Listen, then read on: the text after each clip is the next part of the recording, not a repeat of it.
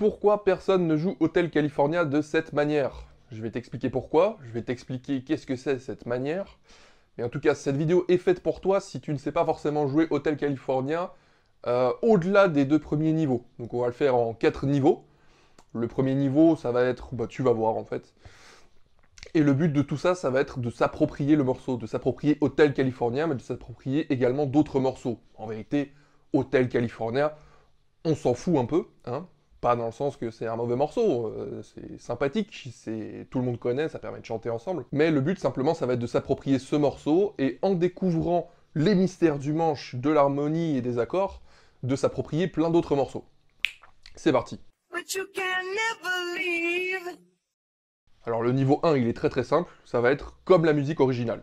Je vais pas te le faire, je l'ai pas apprise pour cette vidéo, mais tu vois, c'est l'intro avec plusieurs guitares, où t'as le capodastre ici, en 7ème case, et puis t'as les petits accords... Je sais pas exactement comment il joue, qu'est-ce qu'il joue, mais voilà. Le niveau 1, c'est jouer exactement comme le morceau. Le solo, les accords, etc. On va pas s'éterniser là-dessus, on va passer directement au niveau 2. Le niveau 2, c'est la version portable. Qu'est-ce que j'entends par version portable? Eh ben, c'est la version d'Hotel California que tu connais peut-être, que moi je connais, qui est très pratique pour accompagner un chanteur, pour la jouer simplement soi-même, faire un loop même. C'est celle-là, je vais quand même la jouer.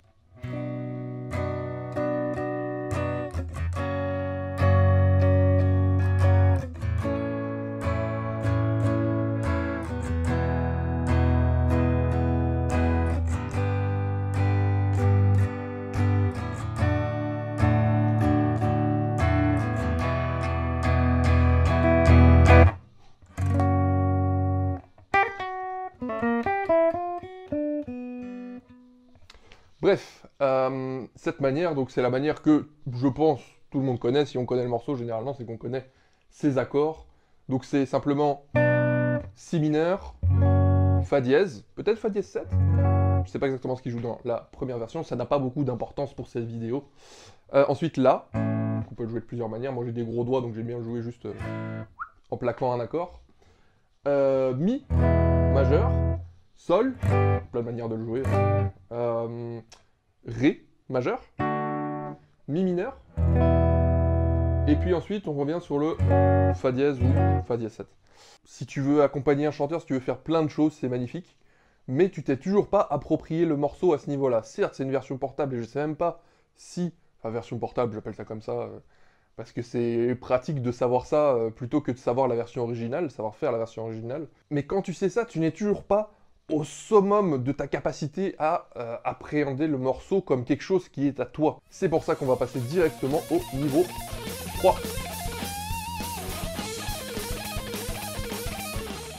Le niveau 3, il va sonner comme ça.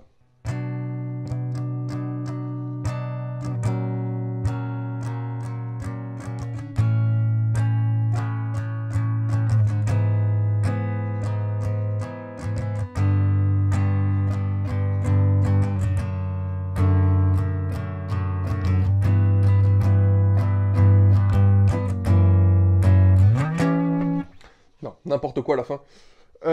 Mais en gros, c'est ça. C'est donc les mêmes accords. Donc on va être de nouveau Si mineur, Fa dièse, majeur, La majeur, Mi majeur, Sol majeur, bon celui-là est peut-être un peu plus évident, Ré majeur, Mi mineur, c'est pas la même chose, hein. Il y a ici le Mi mineur donc, et puis après Fa dièse 7.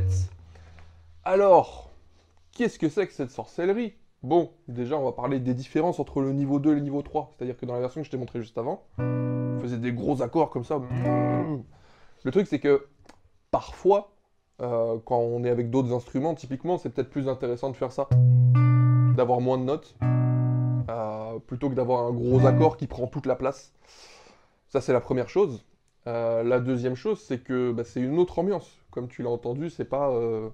Bon, pour la rythmique, c'était très approximatif. Je faisais une rythmique qui n'avait peut-être rien à voir avec le morceau. Mais le but, là, c'est qu'on se concentre sur l'harmonie. Et donc, sur l'harmonie, c'est une autre ambiance. Les voix bougent différemment, en fait. Très très vite fait, on se retrouve avec un si mineur. Donc, pourquoi est-ce que c'est un si mineur? Je vous laisse repiquer ça en mettant pause dans la vidéo si vous en avez envie. Mais en gros, dans le si mineur qu'on peut voir ici, on a... Donc on a si, fa dièse, ré. Et donc, on retrouve ces trois mêmes notes qui constituent le si mineur, et ben on le retrouve ici.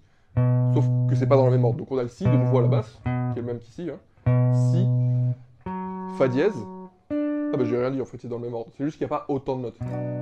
Donc c'est 1, 5, 3, pour ceux qui connaissent leurs intervalles. Pour ceux qui ne connaissent pas leurs intervalles, il serait temps non pas de les étudier, mais de simplement se familiariser avec les intervalles sur le manche.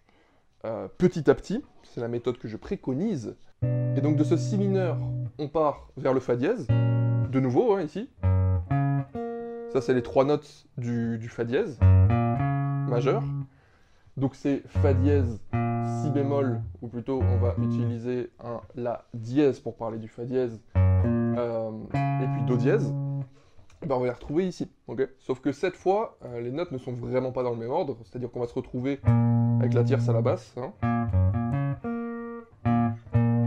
ici, qui est donc le la dièse, le fa dièse, et puis la quinte, le do dièse.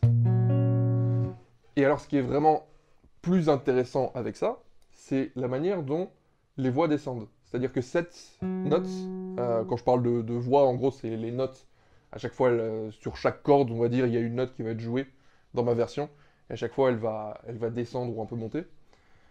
Et donc, ici, on se retrouve avec les voix du si, qui font... Ok? Alors que cette note reste la même, le fa dièse reste le même, donc ça va faire... Et voilà. Et en gros, c'est ça. C'est exactement les mêmes accords, la même progression harmonique, sauf que on va la jouer différemment, parce que les accords vont être composés différemment. Et on a peut-être également quelque chose de plus cohérent aussi dans la manière dont les mélodies de chaque note de l'accord, qui sont créées par le mouvement d'un accord à l'autre, vont se former. Hein. Donc je fais pas tout le truc, vous mettrez pause sur la vidéo, ça fait...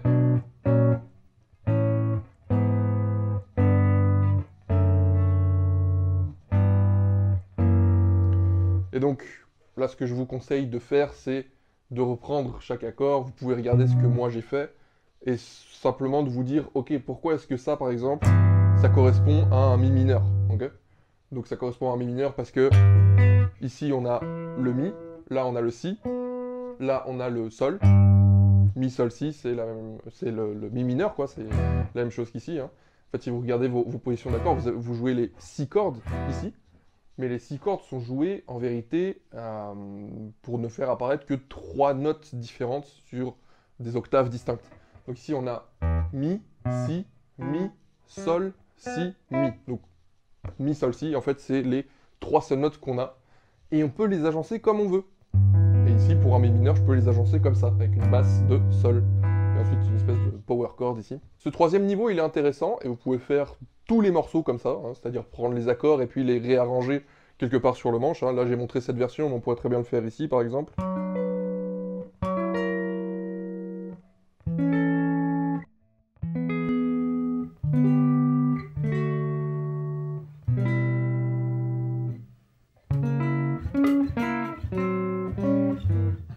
Je fais n'importe quoi. Et donc voilà, cette version, elle est de nouveau faite avec les cordes de mi, ré et sol, comme pour le premier exemple que j'ai montré, mais je pourrais le faire également ici.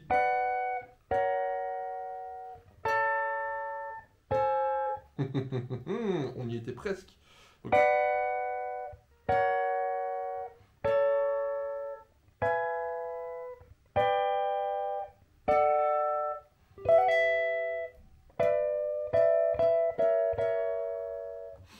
un truc comme ça. Et donc ça, c'est assez intéressant, parce qu'on peut le faire partout sur tout le manche. Mais l'idée, c'est de savoir dans les accords qu'on joue quelles notes il y a, et ensuite les remettre un peu partout sur le manche, et apprendre des positions d'accords en fonction de ça. Hein, parce que ça, une fois que vous savez que c'est un si mineur, bah, si vous avez un morceau en mi mineur, ce sera pareil ici, il y a juste à changer la basse.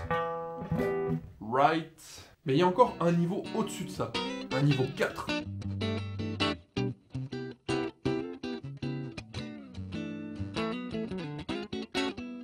Le niveau 4, c'est des enrichissements. Donc, j'ai joué des triades, ce qu'on appelle des triades, ça veut dire que j'ai joué en gros pour un accord mineur, c'est un accord mineur à 3 notes, quoi. D'où le mot triade. Donc ça fait la fondamentale, la tierce et la quinte. Si vous ne comprenez pas ça, c'est pas très grave. Vous regarderez cette vidéo une autre fois, une fois que vous comprendrez ça, pour passer au niveau 4. Parce qu'au niveau 4, on va jouer plus que ces 3 notes. On va jouer en fait une note en plus, que ce soit la 7e, la 9e. Et donc là, le monde est à nous. Et on peut complètement tordre l'harmonie et faire ce qu'on veut. Après, on peut jouer des trucs sans forcément avoir d'altération, non pas d'altération, d'enrichissement. Une fois qu'on a joué ça, très bien. Et puis, on peut même rajouter des notes de basse. Et on peut rajouter des petits enrichissements mélodiques aussi.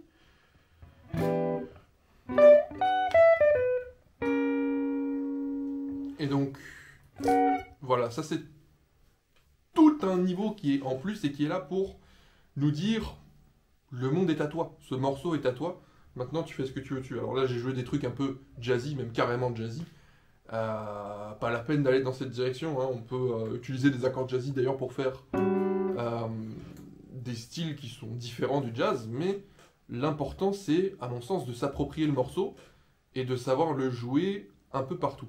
Alors après, pour vraiment savoir le jouer un peu partout, dans plein de styles et plein d'ambiances différentes, pour vraiment compléter le travail, il y a 1000 niveaux qu'on pourrait rajouter en plus. Le niveau 5, ça pourrait être par exemple de savoir jouer Hotel California dans toutes les tonalités. Donc si je vous dis, je sais pas moi, en mi bémol, ben vous devriez pouvoir le faire. Donc de jouer dans toutes les tonalités, il y a quelque chose d'assez intéressant là-dedans, puisqu'on découvre son manche et on découvre des angles morts, des blind spots comme on dirait en anglais, à découvrir, à explorer pour améliorer son jeu. Donc voilà, si tu ne connaissais pas tout ça, eh bien je t'invite à reprendre tous les accords et puis on se revoit dans une autre vidéo.